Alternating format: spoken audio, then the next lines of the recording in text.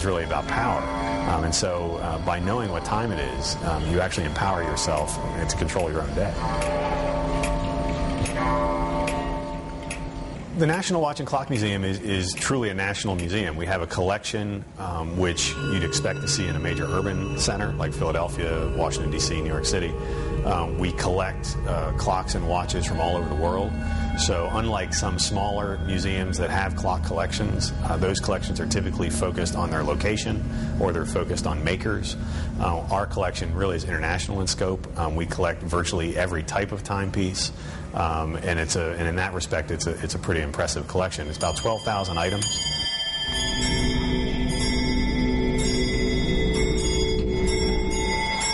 Children are fascinated by clocks and watches, and I have yet to determine why that is. But and we have a lot of interactives here at the museum that allow children to kind of explore the mechanics of clocks and watches.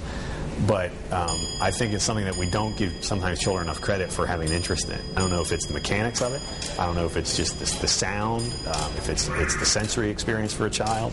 But what we've discovered is that children love looking at timepieces and really trying to understand them.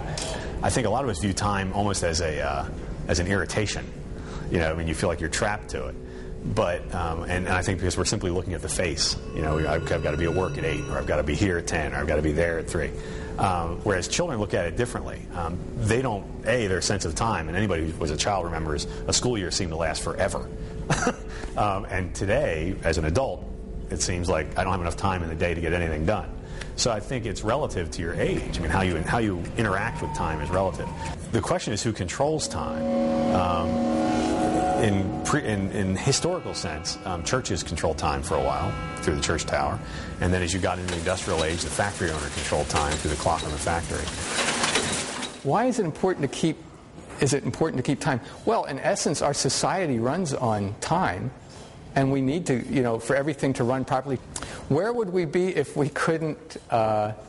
If we didn't keep time? It would probably be chaos.